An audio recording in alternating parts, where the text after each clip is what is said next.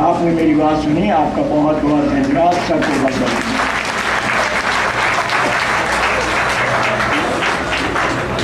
Thank you Ramakant जी, आपने बच्चों को रैगिंग के बारे में एक भूमिका दी।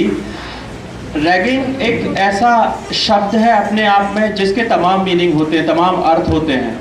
कई बार मन में एक अवधारणा होती है कि जो हमने अपने जूनियर्स के साथ में किया वो एक तरह का रैगिंग का पार्ट नहीं था, लेकिन उससे बिल्कुल ही अलग अवधारणा होती है कानून के मन में, पुलिस के मन में।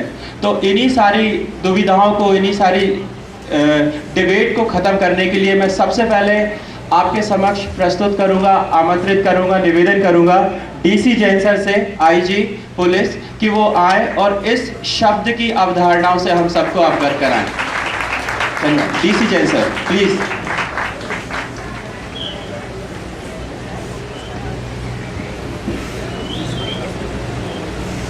आज के इस समारोह के मुख्य अतिथि आदरणीय मंत्री महोदय श्री मालवीय साहब, मंचासीन दीपशिखा ग्रुप ऑफ कॉलेज के चेयरमैन प्रेम सुराणा साहब, रमाकांत साहब, नरसी किराट जी, करमवीर जी, रमाकांत जी, कॉलेज के प्रिंसिपल साहब, उपस्थित प्राध्यापकगण एवं डियर स्टूडेंट्स,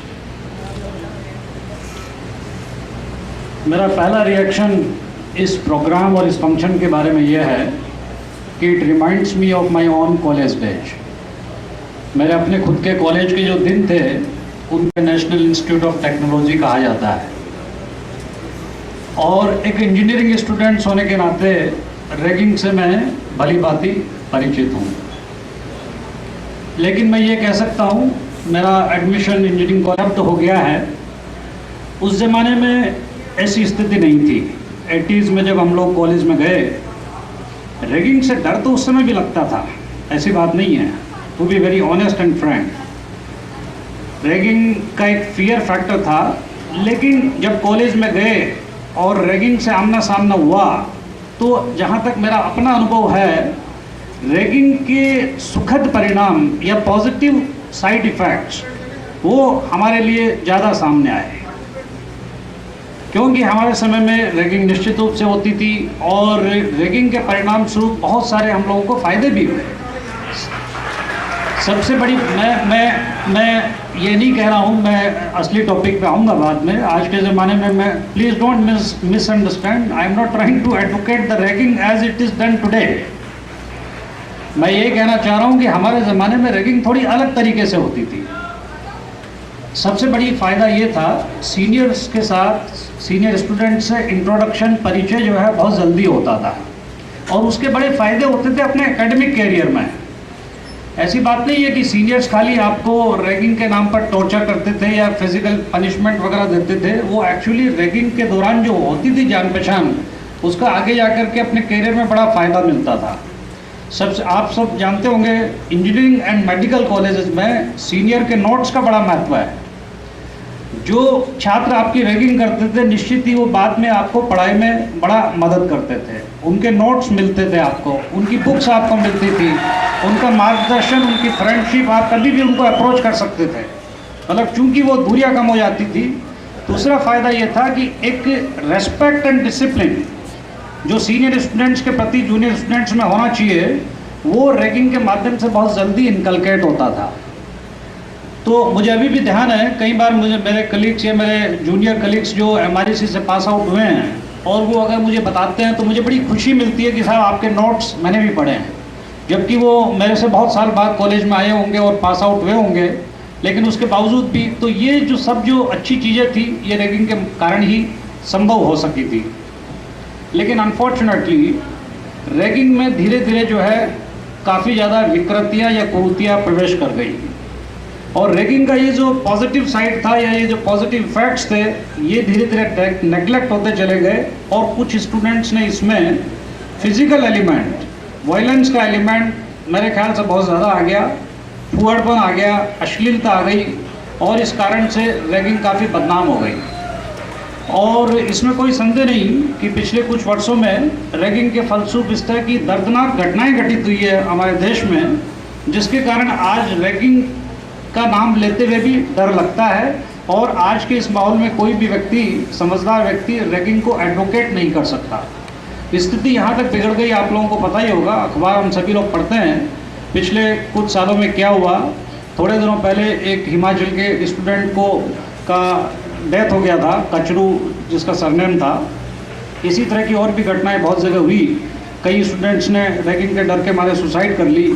तो ये इस तरह के जो फिजिकल एलिमेंट की बाहुल्यता या उसके ऊपर सबसे ज़्यादा इन्फेसिस सीनियर स्टूडेंट्स के मन में पता नहीं क्यों एक भावना आ गई कि रैगिंग के नाम पर फिजिकल टॉर्चर करना उनका अधिकार है।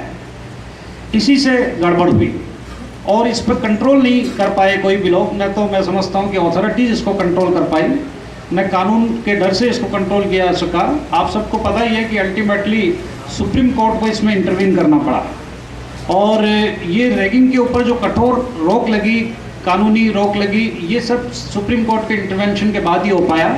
और आज की तारीख में तो ये बिल्कुल स्पष्ट है कि अगर किसी की कोई रैगिंग करते हुए शिकायत हो जाती है और वो सही पाई जाती है तो ऑब्वियसली उसके परिणाम स्टूडेंट्स के लिए काफ़ी घातक हो सकते हैं। ऐसी स्थिति में नेचुरली ये प्रश्न पैदा हुआ कि क्या सीनियर और जूनियर स्टूडेंट्स के बीच में इंटरेक्शन जो पहले हुआ करता था वो बिल्कुल बंद कर दिया जाए।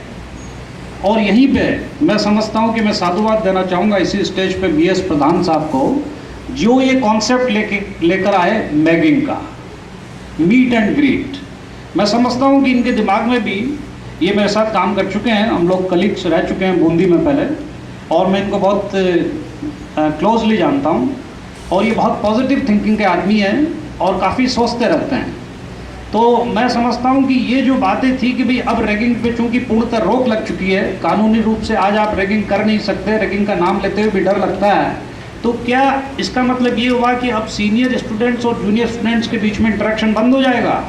क्या वो आपस में एक दूसरे से बात भी नहीं करेंगे? तो ऑब्वियसली मैं समझता हूँ कि अगर ऐसा होता है तो उसमें ज़्यादा नुकसान जूनियर स्टूडेंट्स का है, सीनियर स्टूडेंट्स का थोड़ा कम नुकसान है।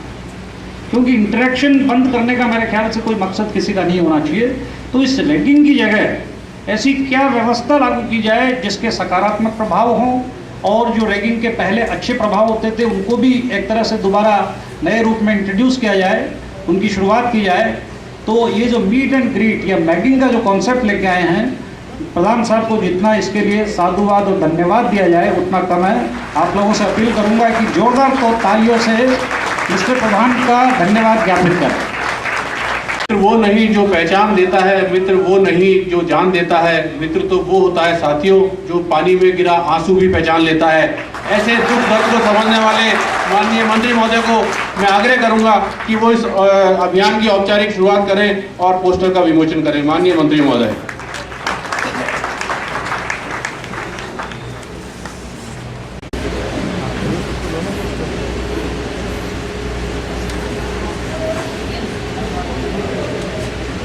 जी को दीजिए। अच्छा वो सॉरी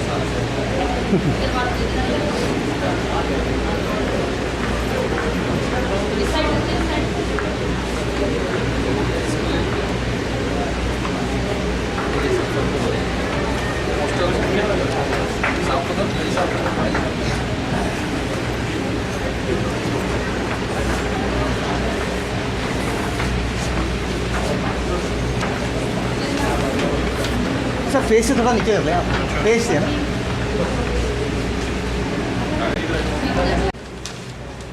और वो जूनियर है और उसको क्रेज करना है, इस कॉलेज से इसको निकालना है। हम उसको अंक कम नहीं कर सकते, उसकी योग्यता को हम नहीं कम कर सकते, लेकिन जो शब्द हमारे ऊपर है या आने वाली पीढ़ी के ऊपर एक अभिशाप बन गया है, लेकिन उसके माध्यम से उस लड़के को कॉलेज से वंचित कर सकते हैं हम। ये एक बहुत बड़ा हमारे समाज के लिए अभिशाप है, संस्थान के लिए अभिशाप है। इसलिए इस आज के तारीख से अपने दिमाग से निकाल दो और दूसरी कॉलेज हमारी बात को सुने नहीं सुने, हमारी रीजनल कॉलेज, हमारी दीपशिखा कॉलेज के अंदर एक संदेश जाना चाहिए। हम तो उस कॉलेज के विद्यार्थी हैं जिस कॉलेज से हमने इसका अभियान को शुरू किया है, इसलिए हम इस काम को नहीं होने देंगे।